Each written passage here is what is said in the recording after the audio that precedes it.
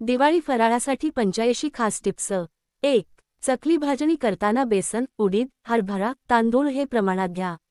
2. भाजणी पूर्ण थंड झाल्यावरच दळा। 3. चकली पीठ मळताना गरम पाणी वापरा, त्यामुळे तुटत नाही। 4. पिठात थोडं मोहन गरम तेल घालल्याने कुरकुरीत बनते। 5. चकली तळताना तेल मध्यम गरम असावं। 6. बेसनात चिमूटभर हळद आणि अजवाण टाका, चवदार आणि सुगंधी होते। 7. मोहन म्हणून गरम तेल घाला, शेव हलकी राहते। 8. शेव तळताना आच एकसमान ठेवा। 9. तेल थंड झालं की शेव शिजत नाही, पुन्हा गरम करा। 10. साठवताना हवाबंद डब्यातच ठेवा। 11. साखरपाणी थंड झाल्यावरच पिठात मिसळा। 12. पीठ मध्यम मळा, फार मऊ नको। 13. चौकोनी तुकडे समान आकाराचे कापा, म्हणजे समान तळले जातील। 14. मध्यम आचेवर सोनेरी रंग येईपर्यंत तळा। 15. एकावेळी जास्त टाकू नका, नाहीतर फुगत नाहीत। 16. बेसन मंद आचेवर 20 ते 25 मिनिटे भाजा, सुगंध येईपर्यंत। 17. तूप थोडं थोडं करून घाला, जास्त नाही। 18. थंड झाल्यावरच पिठी साखर घाला। 19. वेलची पावडर व काजू शेवटी मिसळा। 20. हातावर थोडं तूप लावून वळा। 21. सारणात ओले नारळ वापरत असाल तर चांगलं वाळवा। 22. साखर न वापरता गूळ वापरल्यास मऊ राहते। 23. करंजा घट बंद करा, नाहीतर तळताना फुटतात। 24. कमी आचेवर तळल्यास कुरकुरीत होतात। 25. झाकून ठेवल्यास ओलसर होतात, थंड झाल्यावर डब्यात ठेवा। 26. पोहे पातळ वापरा आणि मंद आचेवर भाजा। 27. शेंगदाणे, डाळी, काजू वेगवेगळे तळा। 28. कढीपत्ता व हिरवी मिरची शेवटी टाका। 29. साखरेऐवजी थोडं पिठी साखर घालल्याने स्वाद संतुलित राहतो। 30. हवाबंद डब्यातच साठवा। 31. खजूर व अंजीर गरम पाण्यात भिजवून मग वाटा। 32. तूप घालून मंद आचेवर शिजवा, चिकटत नाही। 33. ड्रायफ्रूट थोडे भाजून घाला, म्हणजे सुगंध येतो। 34. मिश्रण जाड झालं की ट्रेमध्ये पसरवा। 35. थंड झाल्यावरच कापा। 36. ओला नारळ आधी थोडा भाजा, ओलसरपणा निघतो। 37. साखरेऐवजी गूळ वापरल्यास खास सुगंध येतो। 38. दूध थोडं थोडं घालून शिजवा। 39. शेवटी वेलची पावडर घालून थंड होऊ द्या। 40. हातावर तूप लावून वळा। 41. बारीक रवा मंद आचेवर भाजा।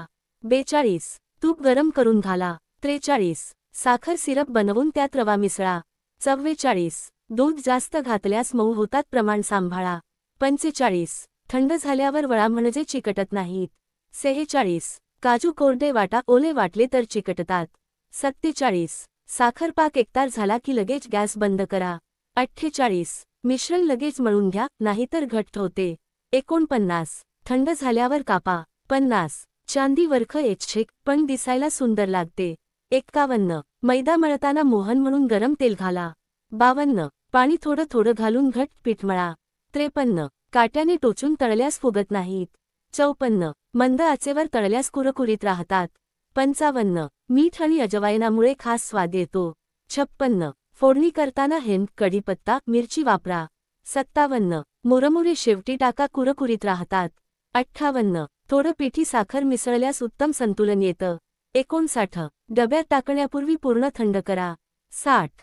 फ्रीजऐवजी कोरड्या ठिकाणी ठेवा। 61. चकली थंड झाल्यावर लगेच हवाबंद डब्यात ठेवा। 62. डब्यात एक लहान टिश्यू ठेवा, ओलसरपणा शोषतो।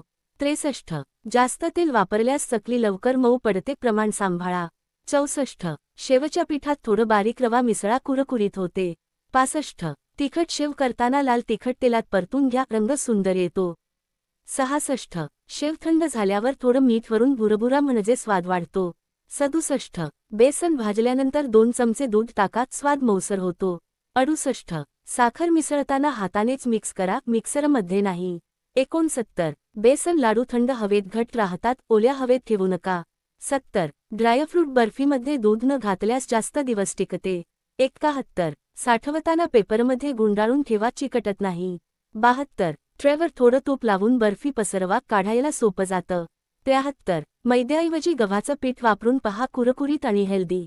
74. साखरऐवजी पावडर गूळ वापरल्यास मऊ आणि स्वादिष्ट होतात। 75. बेक्ड शंकरपाळे करायचे असल्यास ओव्हन 180°C वर 15 मिनिटे ठेवा। 76. साखर आणि नारळाचं प्रमाण 1:1 ठेवा। 77. मिश्रण थंड झाल्यावरच वळा, गरम असताना चिकटते। 78. थोडी बदाम पावडर घातल्यास नवा स्वाद येतो। 79 वाटताना काजू ड्राय ग्राइंड करा 5 सेकंदांपेक्षा जास्त नाही. 80 मिश्रण चिकटू लागलं की लगेच ताटात ओता, नाहीतर साखर क्रिस्टल होईल. 81 फराळ करताना एकावेळी फक्त 2 प्रकारचे पदार्थ करा, थकवा आणि गोंधळ कमी होतो. 82 तयार झालेला फराळ थंड हवेत 3 ते 4 तास ठेवा आणि मग डब्यात भरा. 83 मिठाईसाठी वापरलेले चमचे आणि नमकीनसाठी वेगळे ठेवा. 84 तूप नेहमी फिल्टर करा, जुने तूप वापरू नका. 85 फराळ सादर करताना पानात मिठाचे